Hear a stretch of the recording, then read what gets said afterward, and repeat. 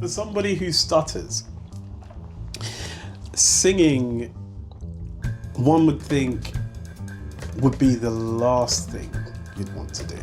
Yeah. And then singing on a stage, on a televised stage, Like, that seems like madness. it does, isn't it? Why would you do that? I don't know. I've always been like courageous. I've always been that kind of person, and like a bit delusional. So I just always see the good and the positive in things. Like, I'm very optimistic. So those, but I think what made me actually go on the show was because so when you do that show, they do so many interviews, and I've not spoken that much since. Well, I mean, I don't think I've spoken that much ever. Yeah, so just being on camera and doing interviews was like, I'm out of my element. Like, oh my goodness. Wow. You're asking me questions where I have to explain, and I've got a stutter, and I'm embarrassed, and I'm nervous, and so I think that was what I was afraid of. But then once you start, you kind of get used to it. So I think I got used to it. Which was more nerve-wracking, do you reckon? The singing or the interviews? Looking for a good, that's the track's encryption. Someone who's gonna rise for me, die for me, yeah. She's with me at the table, 'cause I know she holding it down for a G. I got her, she got me. I need a good one. I need a good one. Just let me talk. Just let me talk. In a way that I know best. All you gotta do is let me talk. Just let me talk. Just let me talk. Listen to me sing. I'm still very much English. English, yes. Mark, Tash, brother, I appreciate you, man. thanks for having me, man. Oh, thank you. Thank you. Do we look at the camera, or do we just... We can look at the camera. We can look at each other. We're just having a chat. Just really. having a chat. So however you feel comfortable, you know. Yeah. My house is your house, so thank you. First pod I've actually filmed at home, so this is nice. I don't have far to go, but appreciate you coming down. Yeah, man. And he's made me this amazing coffee, by the way. Yes. What's in the coffee again? So this is Care to share? this is a pumpkin latte. Yeah. So if you care to know the ingredients, we have pumpkin. We have a little bit of cinnamon. Nutmeg. Cloves. Ginger. Hey! I feel like I'm back at church. sorry. Hallelujah. Ginger and honey, a little bit of maple syrup. Just good, wholesome ingredients that are great for your body. It is really tasty. If that's not love, I don't know what is. What's that song then? Cheers. Cheers, brother. That song by Cleo Soul. Know that you are loved. Beautiful song. Great song. Beautiful. Shout out to Cleo Soul. So, Mark, it's great to sit down and talk like this. We go back many years. Many years. Many years. We met in church, in famed KICC. KICC, like back in 2005? 2000. Yeah, maybe. It was a long time ago. It was a long time ago. I won't even pretend to know exactly the date, to be honest. To be fair, I don't know the date. I'm just guessing, Well over a decade. And since, I guess, both of our music careers have gone in their own directions. One thing that I saw that you did, which I was like, come on, Mark, let's go, was your time on The Voice. Oh, yeah. And interestingly, the voice is going to be a lot about what we're talking today, not the programs. That was a pun, if you caught it. That Jay-Z. Lol. So, yeah, brother, how was that for you on The Voice? How did that go? So, first of all, like, I've never done anything like that. So you could imagine, like, I was scared, but then excited at the same time. But for the most part, it was an amazing experience because I got to like showcase my gift to the world and have such a big platform. And off the back of that, wow, I'm starting to stutter because I'm talking about myself. So it's now starting to but fascinating. I'm trying to now fight it. Okay, cool. No, we're not gonna. We got this. we got this. We got this. Go. Yeah. So, like, funny enough, like, because of my storyline and the voice, like, that's what my responses were. So I would get like Facebook messages and Instagram DMs, you know, like telling me that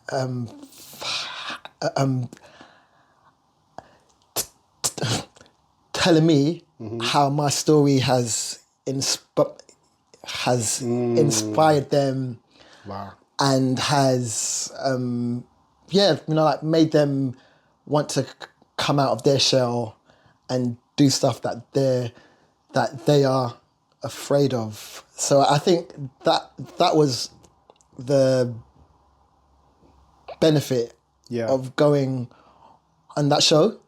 Like, I got a lot of feedback, and just like being on TV, like when you go to your local Tesco, it's like they say, that's that guy from The Voice, and blah, blah, blah. And then you can speak to them and so, like, my experience was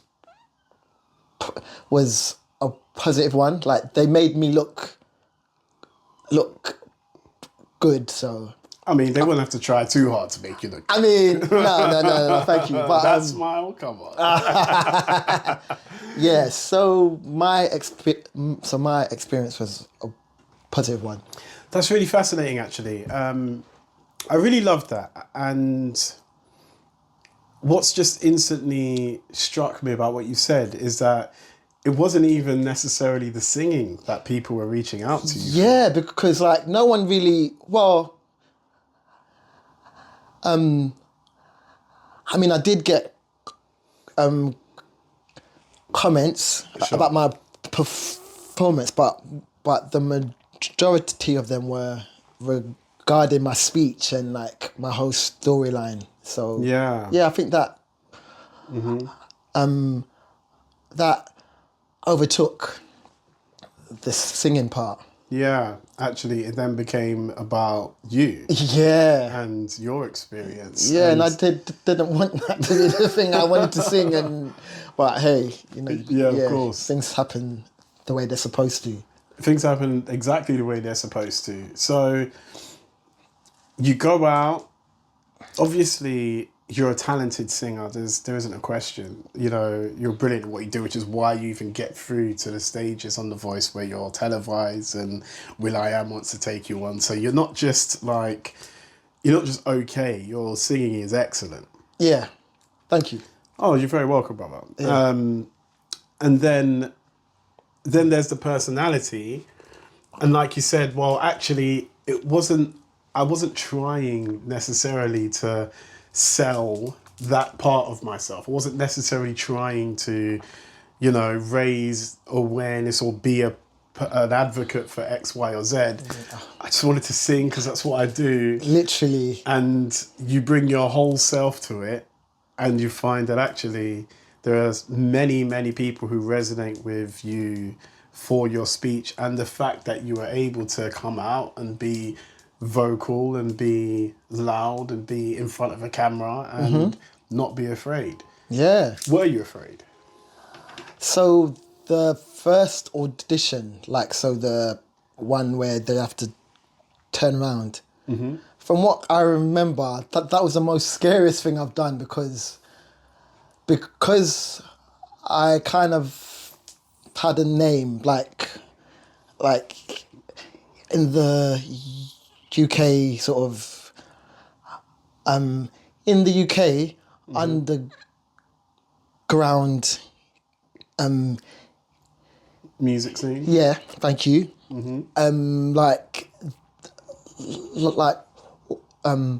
Calm Down Mark, all that was going through my mind was, what if they don't turn around? How embarrassing would that be to then Right. come back home and then and Have to. have to face the embarrassment of, you never made it through. Like, I don't think I would be able to come back from that, because it would be like, Yeah. like you're supposed to be a singer, but you can't even get one chair to turn around. So I think that was my main fear, like with the first one. Right. So I think, yes, so that was very scary. Then, so when you do that show, they do so many interviews, and I've not spoken that much since. Well, I mean, I don't think I've spoken that much ever. Yeah, so just being on camera and doing interviews was like, I'm out of my element. Like, Yeah. oh my goodness. Wow. You're asking me questions where I have to explain, and I've got a stutter, and I'm embarrassed, and I'm nervous, and so I think that was what I was afraid of. But then once you start, you kind of get used to it. So I think I got used to it.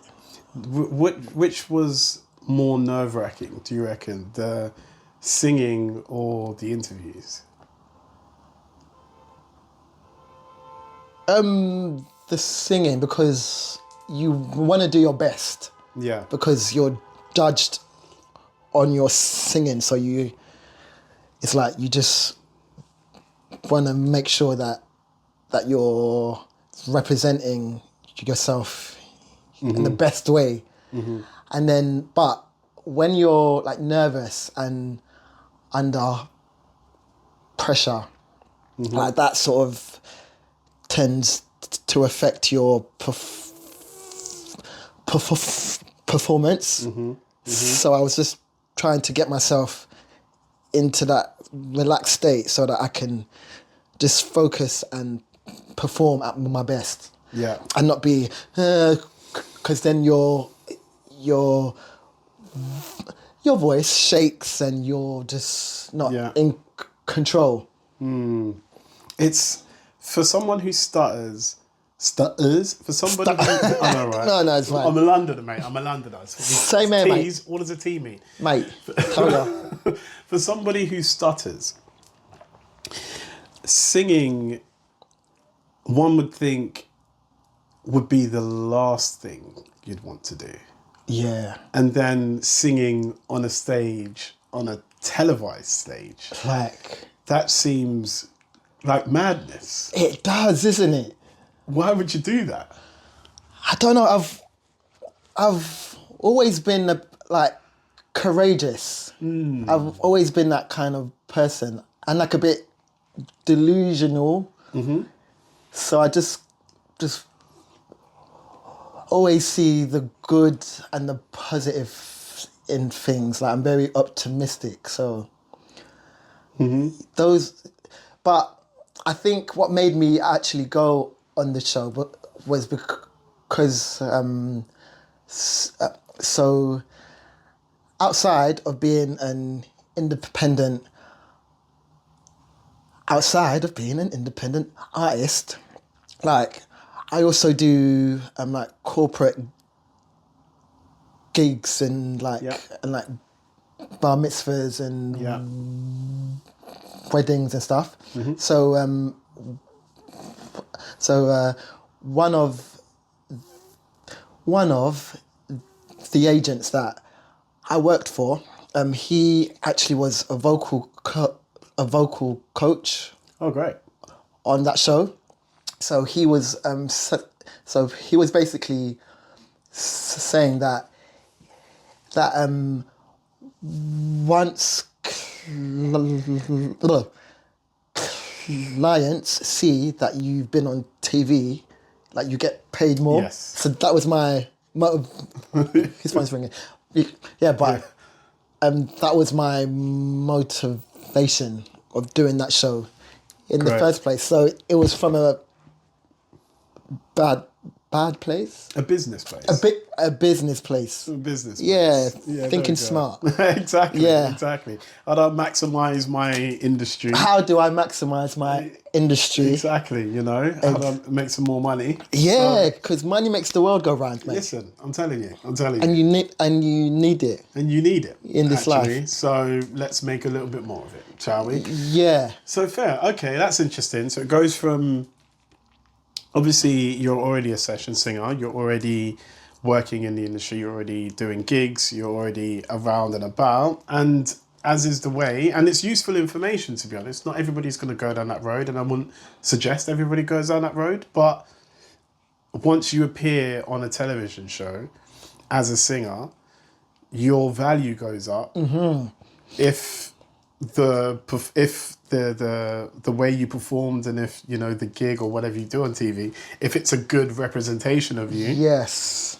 then it's a good point to boost your career and to get more opportunities. Mm-hmm. Did that work that way? Did you find that you could charge more after you did The Voice? Charge more, maybe not by that much. Like Okay. it wasn't a significant amount, but with the Voice TV show, because it's not as big as X Factor.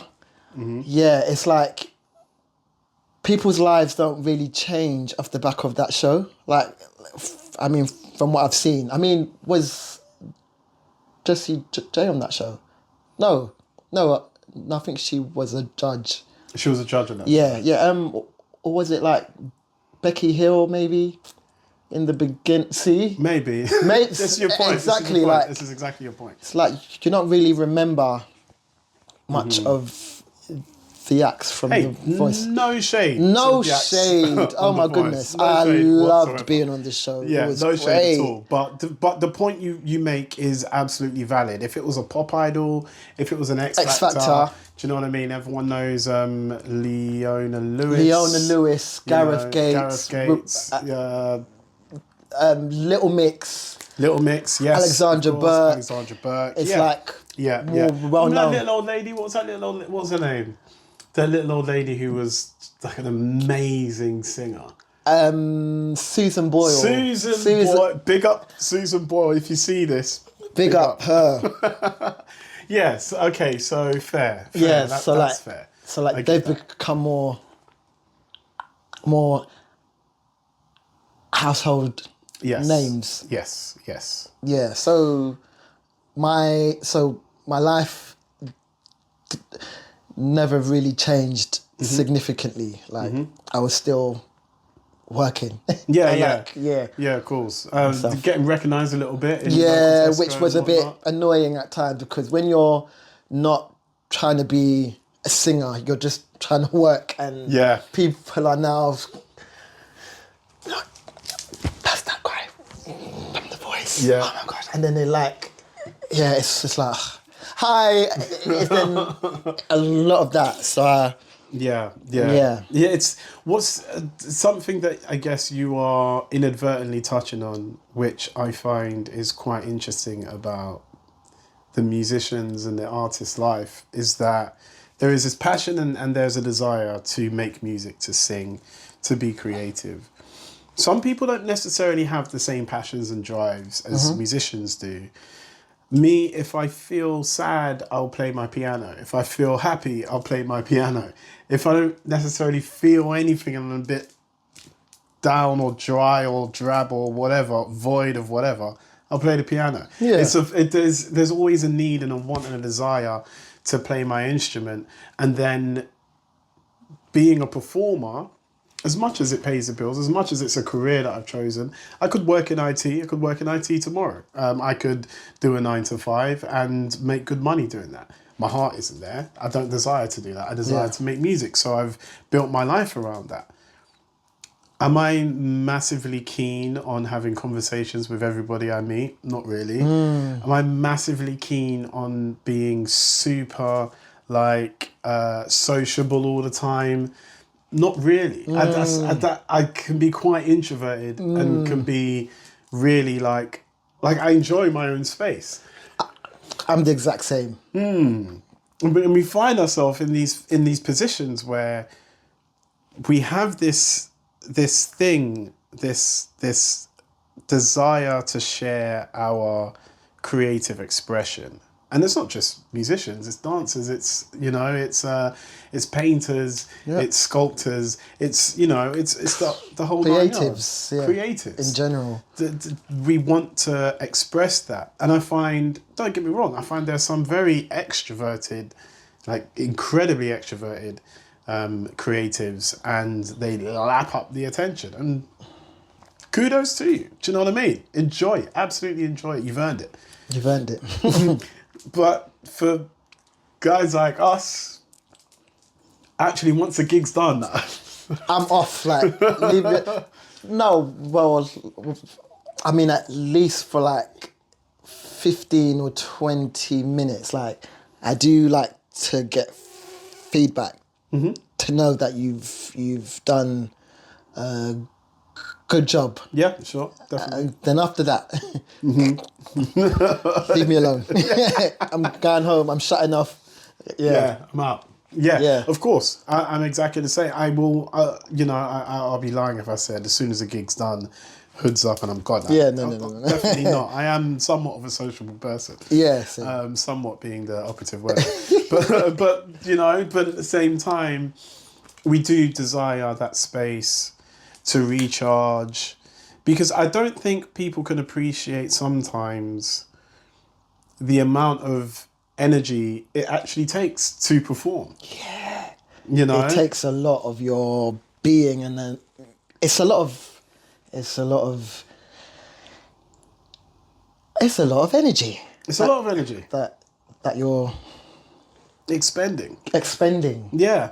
I Yeah, like that word. Yeah, man. It's an energy expenditure. There's a lot of it. Yeah. And it's not just a lot of energy in the dancing, and for me, the saxophone, the physical blowing of the instrument, and it's quite heavy around your neck, so it's also, it can ache at times. And that's not necessarily where all the energy is. Also, it's, at least for me personally, I'm consciously being mindful of the fact that I want you to enjoy yourself. I want you to have a good time.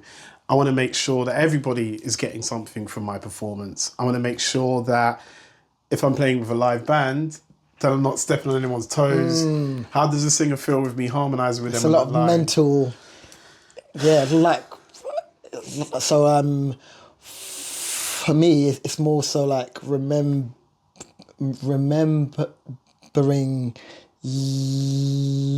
lyrics. Yes. Making sure that you're on pitch. Like remembering like the structure of songs and what's next. So it's a lot of that. Yes. But then you have to look good and be that guy. Yeah. Up top, I see you. It's a lot of energy. It's a lot of energy. It's a lot of energy. Yeah. It really is. And it's like, and it's not, you're not putting it on. This is good, you know. Do you enjoy it? I'm enjoying it. I Like, love listen, I'm just thinking, talk, so that I can be sipping. Keep talking so I can drink now. Oh no, I appreciate that, brother. I'm very glad you're enjoying it.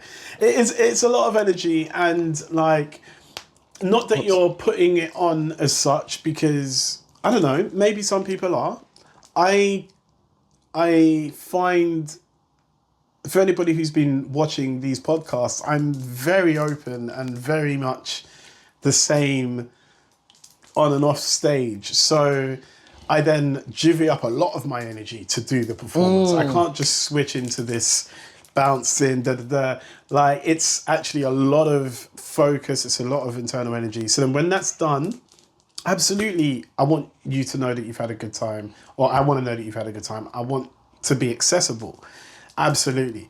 But I'm also exhausted. So I say all this because when it comes to you and yourself now, one of those were redundant, where you're concerned, I want to talk to you a little bit about the stutter and about your experience with all of this, because it does take so much energy to perform, let alone have to deal with a stutter and have to... And that too as well. Yeah, so having to talk on stage and that stuff, that takes another energy. But sorry. No. Well, that's that. I kind of want you to elaborate on that, because when it comes to performing with a stutter, I've noticed I've never heard you stutter when you're singing a song. Yeah. But it comes into effect in other ways. So I don't know what's going on in the mental where that's concerned. I remember you explaining it to me, which I found very fascinating, which obviously I would like you to elaborate on how you feel singing isn't necessarily affected by stuttering, but then also the fact that the stutter is there.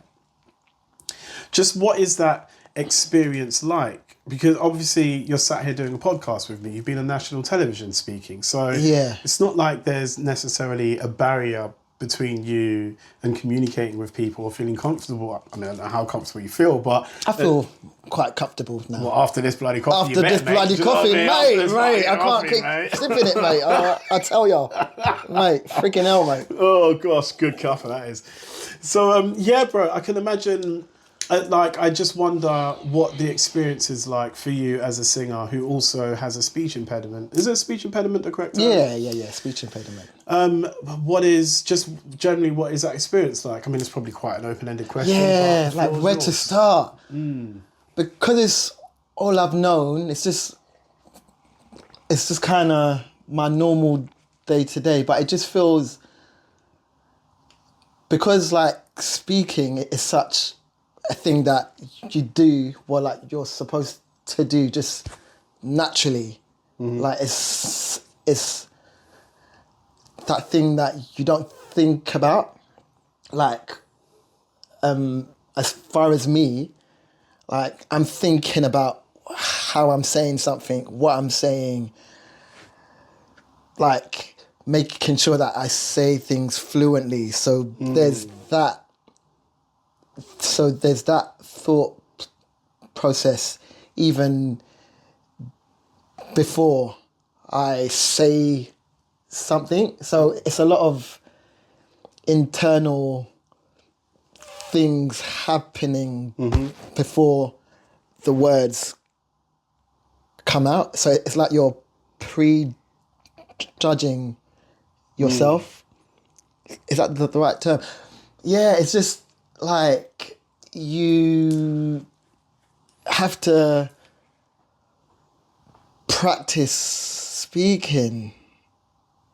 Wait, where am I going with this? Like, I've even lost my train of thought. Yes, and one thing that I've noticed is that when you don't have much practice, just like speaking, like norm, like like flowing in conversations, it's like you don't know how to converse.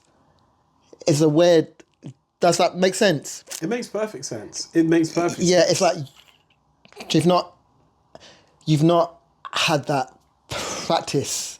So then when you're now speaking fluently, it's like you lose your train of thought and you lose...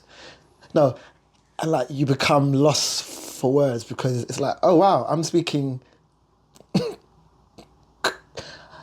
So I'm speaking quite well, and I'm not used to this. Like, I'm usually focusing on how I'm saying it, and like, as opposed to what I'm saying.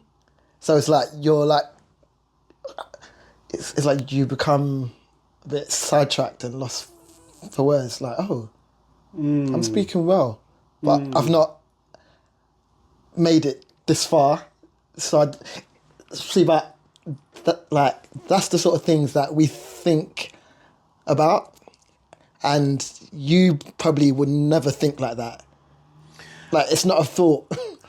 You said some things that I have, like you said. You said about the, like, speaking is just something that we're supposed to do. Yeah. And even just that as a thought, I've never really considered that. Exactly. That there would be a position to even consider that. Why is this something? I guess we're all just supposed to communicate in this way, because a lot of people don't necessarily think about it. And I'd risk more people would think before they speak. Yeah. Do you know what I mean, to be honest? That's a topic in itself, mate. That's a topic in itself, mate. I wish people would. Yeah, so there's a whole internal process going on. I'm reminded of a spaghetti making machine. And the reason I say that is because, at least in my head, what a spaghetti making machine looks like. Probably an old one. They probably make them a bit more streamlined these days. But I've just got an imagination in my head of this massive wheel, this massive churning thing. And then out comes just a tiny little bit of spaghetti, bit by bit by bit. You've just got this big moving thing. The moving thing that's happening in here. Yeah. Like, oh my gosh, like, I have to introduce myself. Oh my goodness, like I have to say my name. But the last time that I said my name, I stuttered. I stuttered with that word. So I know that I'm gonna stutter, so let me prepare my. It's just a lot of that. Wow. A lot of that. Yeah, and I tell you what, we spoke a little bit earlier, because I've always been, at least I think I was told, that when speaking to somebody who stutters, it's important not to finish their sentences or not to try and assume what they said. And your response was, yeah, I don't really mind too much. So please, if you feel like you know what the word is, say it. Yeah, like, especially if I'm struggling, I'm like and you're just there like, I'm like, waiting. I'm like, come on, man. Help a brother out, man. Help me out. Yeah. Let's make this as comfortable as possible. But yeah, so like some people do find it annoying, when you're just saying what they're trying to say. But I think it depends on how you do it. Like, like if you're just like throwing out words like bloody hell, like cat, like yeah.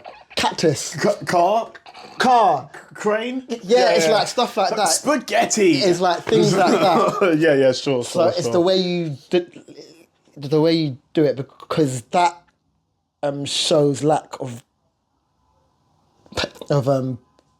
patience. Yes. Like you're just Yeah. I get that. But like if there's a genuine concern and like yes, sure. and wanting to know exactly what I'm saying, I think so. It just depends. I get that. And I also said that just to cover myself, because I'm already thinking, wow, there was a word that I thought he was going to say, and you actually was going to say a completely different word. Yeah. So I'm like, snap. Yeah. Oh, so I'm being mindful of that. So obviously this is a music podcast, and the goal of the podcast is to help I say to help, but just to provide perspectives of working musicians, working artists, people within the music industry, just to provide their perspectives on how they manage their careers, how they've built themselves up to where they are, how do you maintain a life in music? And I've spoken to different people from completely different walks of life and completely different musical experiences. And I was really keen on talking to you because one of the things that I've spoken about a few times on the podcast is, as a musician, and I'm sure you'll appreciate this. I mean, if you don't appreciate it, it's fine. I'm not going to put words in your mouth, but it's important to have somewhat of a diversification of your skills. Definitely be a musician if that's, your main skill set. Play away. You're a singer, but you're also a producer. Yeah. And you've also worked with some pretty dope names. You also had some pretty dope experiences, not just singing, but also on the producing side of things. Definitely. So what got you into production? What got me into production? So, good questions. So I started producing like in school. So do you know? So with Vic Tizzle. Yes. Yeah. Yes. Oh, great. So we started making beats in school, and then we used to send it to each other, like on those floppy disks. I'm showing my age. Oh wow, great. On floppy disks, but great. I guess we were just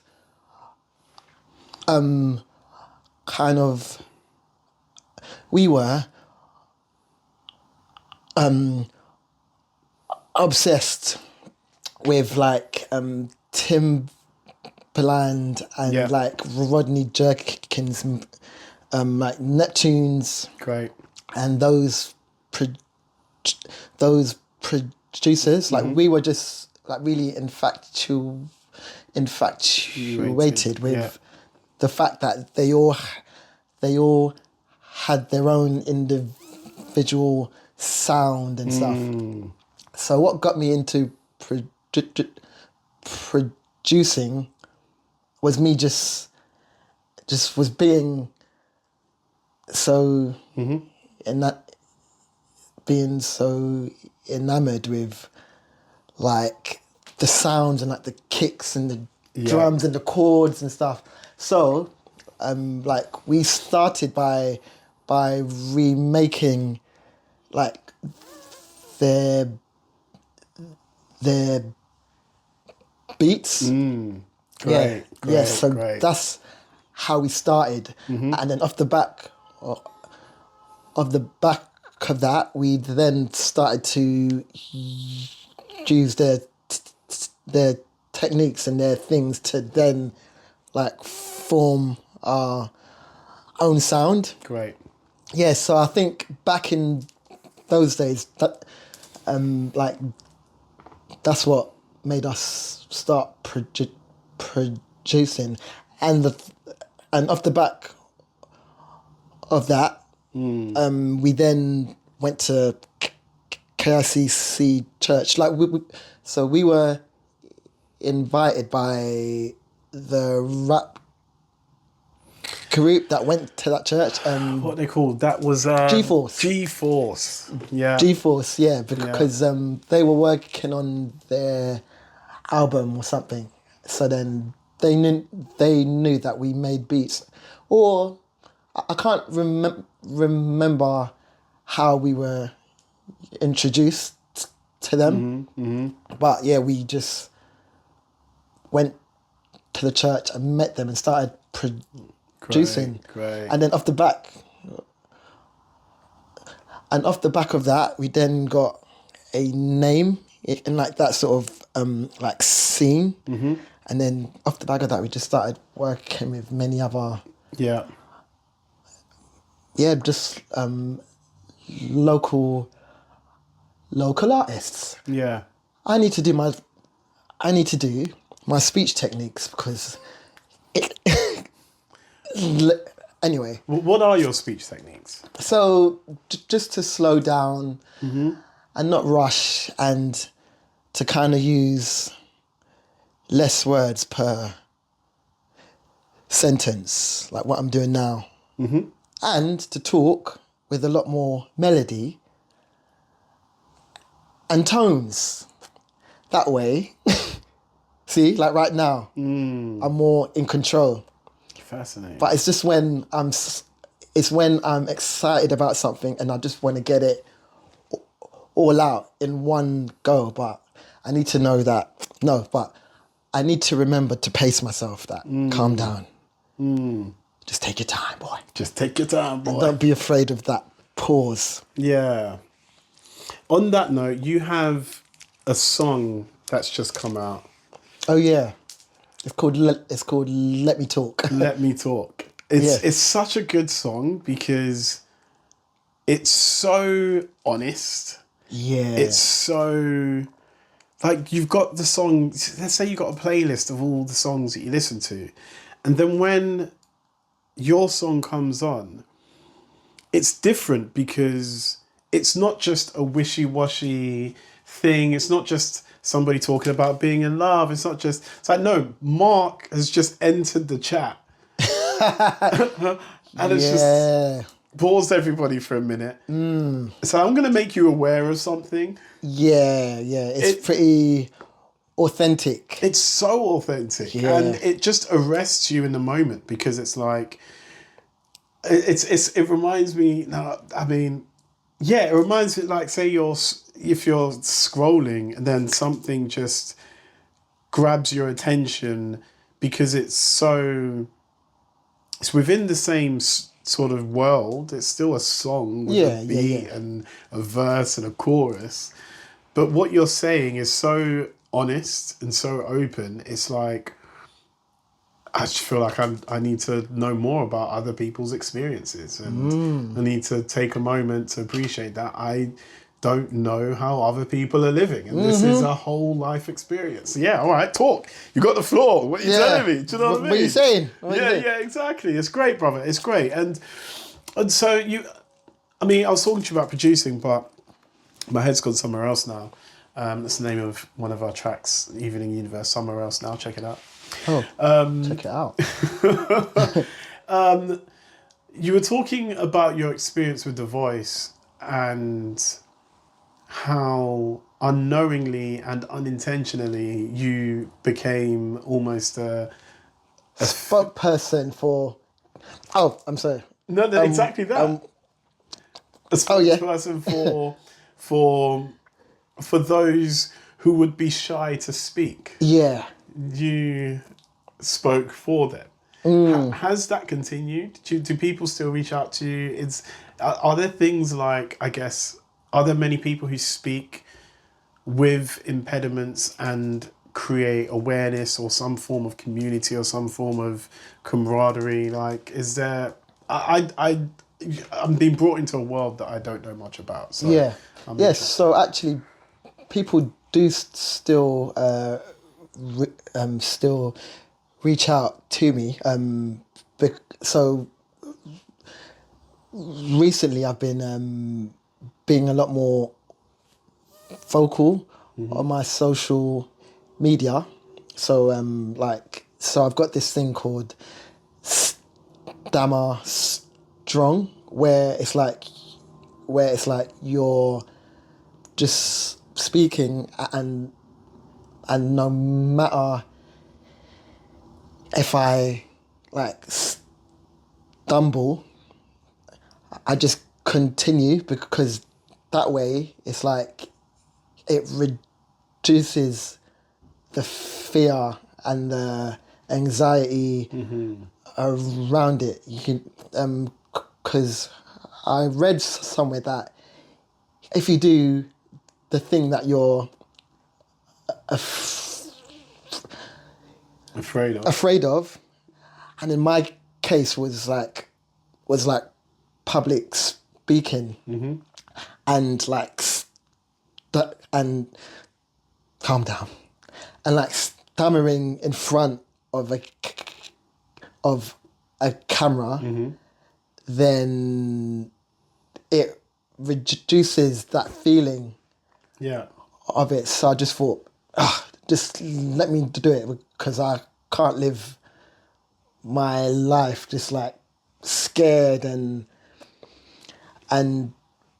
yeah, just not being able to express myself. So I thought, F it.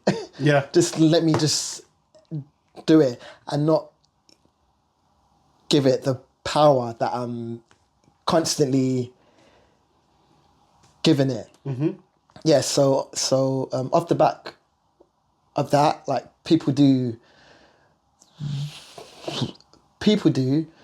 reach out and say, oh wow, like your courage inspires me, Fantastic. and like you're so bold, like wow, yeah. So those are the things that make me continue, and like I realize that it's not just about me, it's about those people that don't have a voice, Yeah. that would like to, but yeah, just to kind of give them that inspiration. What was the You answered what's it. the question? You answered it. It's exact. I mean, it was quite an open-ended question. So wherever you've gone with it, it's absolutely fine. It's really interesting because I know I sometimes suffer from making a lot of edits to a thing before I post it. You know? Well, I do sometimes suffer from that. I look at my video reel of maybe a thing that I've played, and there's like 15 videos 15 different takes of the of the same yeah. blasted thing, and it's really sad. Actually, it's really sad. It's sad when I see on social media, on somebody's page, a series of selfies. I've still got a bit more left to come. Enjoy it, brother. It's sad when I see a series of selfies, and that's alliteration. Series of selfies. Because the issue, why I say that's sad is because there is some form of, like, you're trying to accept yourself, and in order to accept yourself, you may need somebody else to accept you before you accept yourself. Yep. And that's sad. You know, the many 15 takes of the same thing. Oh, I played that little bit wrong. Oh, maybe I looked in the wrong direction. Da da da da. So then what we're trying to do is engineer what we would consider a perfect version of ourselves. But it's so subjective. It's so subjective. Yeah. It's more alliteration. It's just completely So subjective. It's so subjective because the thing that I think doesn't look cool may be the thing that somebody else thinks looks cool. The thing when you're posting, the take that you want to get where you feel you've articulated yourself in the perfect way, actually maybe the person who struggles with their own articulation needs to see you struggle with yours. So that's they can it. be like, oh. So it's okay to not be perfect. You know? Oh, he is showing his flaws. So it's okay to not be polished and just be authentic. Yeah. Just be yourself. Yeah.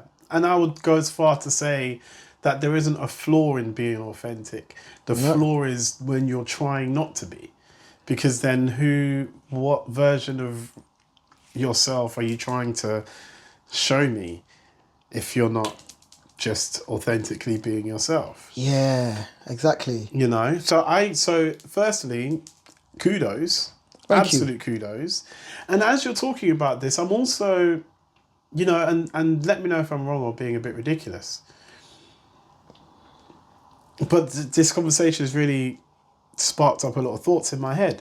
Because I'm also thinking, well, what have we done as a society to make people think that being their authentic self somehow should be hidden away?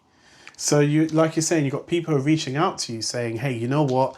I appreciate you putting yourself out there because you're inspiring me to be more bold and be more open. And I guess I'm saying, well, why did you need the inspiration? That's sad. It's very sad. Why didn't you feel like the floor was open for everybody to get involved? Yeah, it's the way that we've been conditioned, I guess. You know, like we all want to be accepted, you know, so there's this, there's just this image of perfection that we all strive for, and it's not really sustainable for a lot of people, so it's so that's how we've been conditioned, like society, social media. So I don't really blame. I get that. Do you feel like your speech impediment has made access to opportunities difficult by any means? In some ways, but it's mainly myself. It's mainly myself, like stopping. So just like kind of self-sabotaging myself, like not really going up for not going up for I can't say this bloody word. Opportunities, mainly like based on the thought of me having to speak. So I think, that involves me speaking, so I won't really take that. Even though I know that I'll be quite good, but I just think it's a bit much. So it's like things like that has sort of stopped me. But in the grand scheme of things, like if I really want something, like I would usually go for it. But there's those things that could be good, but just the idea of having to speak a lot, I'm like, nah, I can't do that. So it's not necessarily that the blockers exist anywhere else apart from within. Because at the end of the day, we're our own worst critics.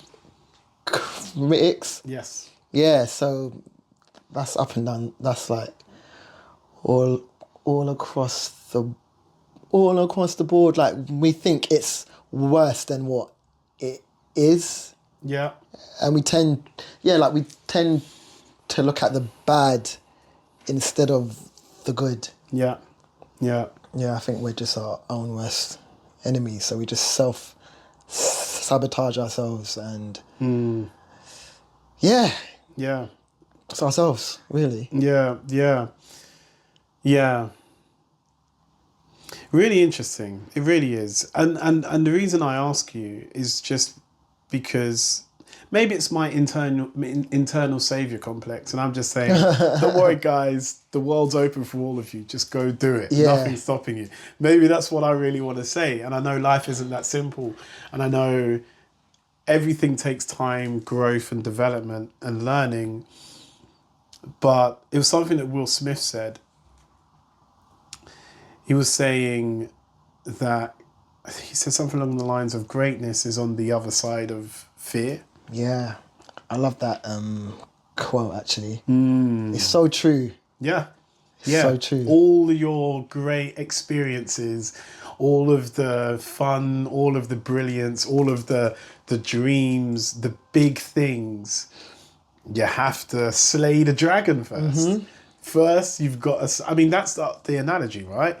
The man who finds a dragon at the bottom of a mountain, the reason he slays or fights the dragon is because there's gold. So in order to get to the gold and the treasure, first you have to face that dragon. Yeah. And you have to slay that dragon in order to get there. And Yeah. it ain't going to be easy. Not gonna And be you're going to easy. get burned. Yeah. And it may take a few tries. Mm-hmm. Do you know what I mean? You may be fighting that dragon for a while, but you will slay it and there's a treasure waiting for Mm-hmm. you. So yeah, it's on the other side of whatever is the most terrible, scary thing. Yeah, which takes courage. Courage. Courage.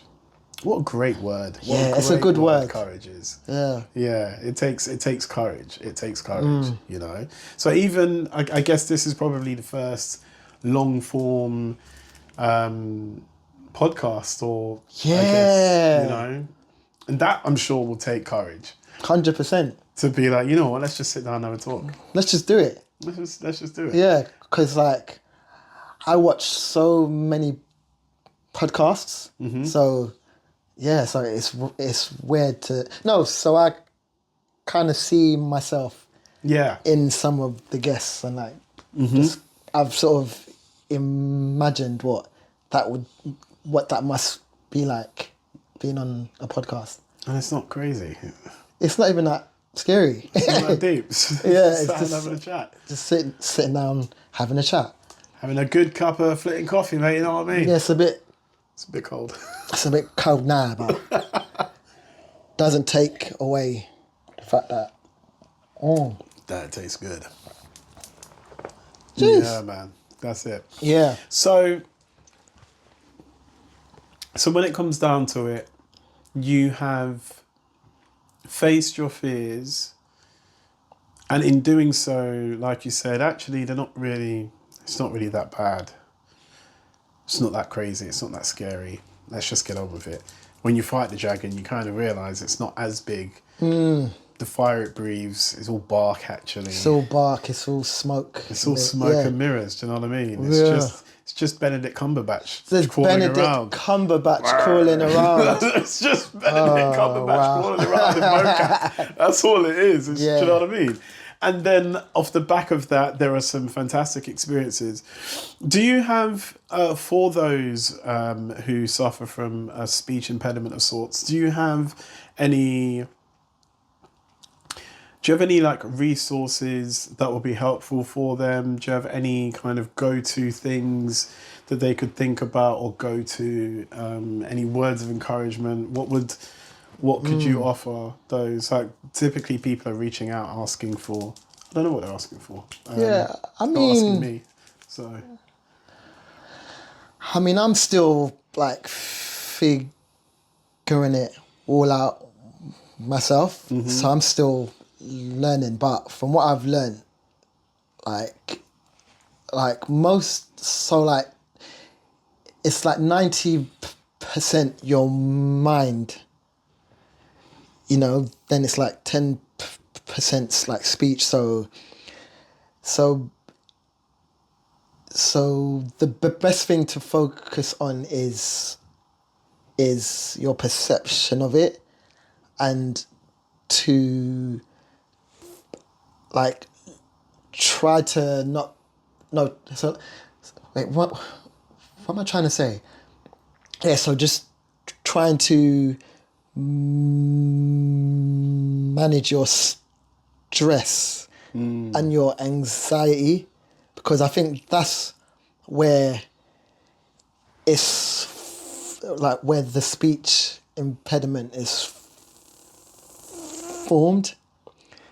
So yeah, so just focusing on being relaxed and like just taking your time, which is very much easier said than done.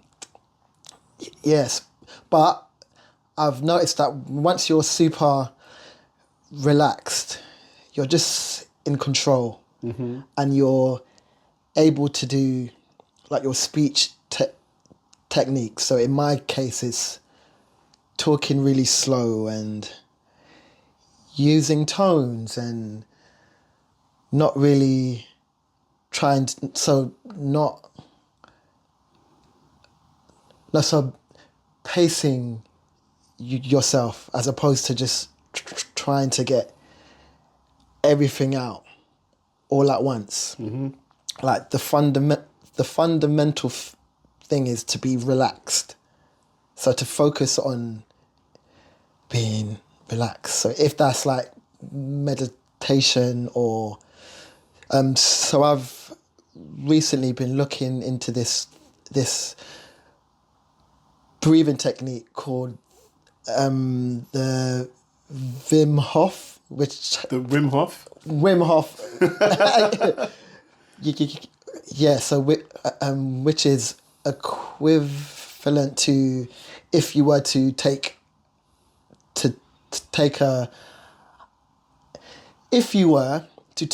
an ice plunge, so that sensation of like your breath patterns. So what that does is it relaxes you and like recenters you, so you're in that state to then talk. So that's the foundation, and then just like practice by putting yourself in situations where you have to speak. You know, as difficult as that is, like, you find that the more you do it, the less scary it becomes. So I say that,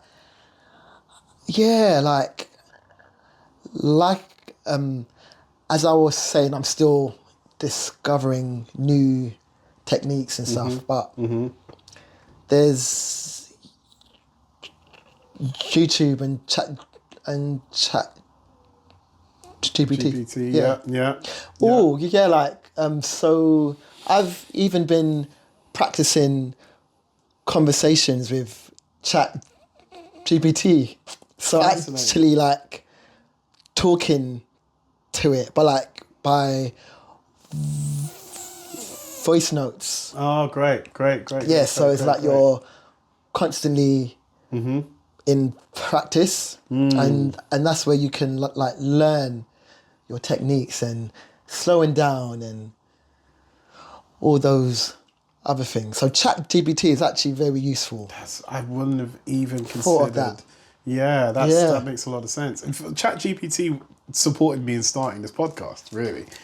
Chat GPT is my bestie right now. I always go to it, but that could be a problem because then you might replace that for... Yeah. God, sorry, God. It's terrible. Yeah. I got a new girlfriend now. Literally, it's like, Well, God, where were you? No, I'm joking. no, please, let's not have this conversation. Oh, gosh, imagine. Oh, dear, I thought he was going to say that AI would replace all of us, Terminator style. But, you know, that's also on the cards. Who knows? At least you've got a good relationship with it now. Yeah. So. Do you know what I mean? Do you remember me? You're hilarious. So, bro, I appreciate that. That's amazing. And what it sounds to me like is that this is just part of the life journey. Yeah. It's what, you know, we all come into this state of being with a set of cards, or whatever our foibles are, however we experience this life. We've all got our version of it. Yep. Then we got the rest of the time to figure out how we interact, how we go about the game with the cards that we're dealt. And and that makes life interesting. Absolutely. I mean, I prefer not to, but hey, it is what it is. Your life would be very different. You wouldn't be the same person. That's true. Do you know what That I mean? is true. The things you stand for, you wouldn't necessarily stand for. You're right. So I guess there's a purpose in it. Absolutely. Yeah. I think. Oh, what do I know? What do I know? I think I know. Like I've like seen things that made me remember that. Oh, that's why. Yeah. I've got this thing. Yeah. Fair enough. So I hear that. yeah, But God makes no mistakes. none. Not one. Not one. And he made ChatGPT, so he can't be upset Technically, with you. you can't be upset. Really? I Do you know hope- what I mean? I hope not, because yeah. he made hell as well, so. I'll stop on that one. Yeah, but yeah. so I end all of my conversations with this question. What is the most valuable opinion you have of yourself? What's the most valuable opinion that I have of myself? I wish I was prepared for this question. I'll probably change my mind, What's currently? Because like you said, we always change our mind. We're not, our very cells of our body regenerate. We're never really the same person. But as of this moment, what is your most valuable opinion of yourself? valuable opinion of myself.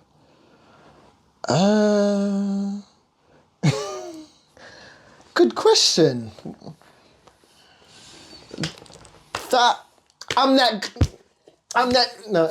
No, sorry. I'm that. You go. No, that. Yes. That. I thought of something, but it just slipped my mind. Just that you are your best project. No, that, like, you. No, it's like, damn, that's not even that good. That. Yeah. So like that. The most. No. What's the most valuable? What's the question again? The most valuable opinion that you have of yourself. That whatever I want to do is like I go out and I get it and I make it happen. Like by any means. Like, so I like that about myself, that I'm very determined, and if I have my eyes set on something, I lock in and I get it done. So the valuable opinion is that I'm that. Yeah, bro. I'm that guy. You're that guy. I'm that guy. And like the more that you believe it, Yeah.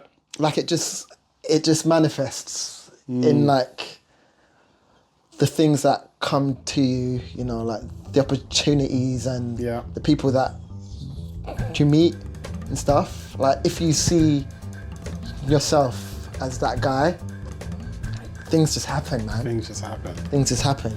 Yeah, so that's the most valuable opinion of myself. Yes. I'm him. You are him. You're him. that guy. Mark. Tash, Big love, bro. it's been a pleasure, mate. Absolute pleasure. Thank you. It's done, yeah? Yeah, we're done. Jeez, I made it. You made it. I broke my my podcast virginity. Why for that? But yeah. Why for that? Yeah. You're a G, bro. You're such a G. Big love, man. That was amazing. Great. That was incredible. Really appreciate that. That was so fun. That was really fun. It was.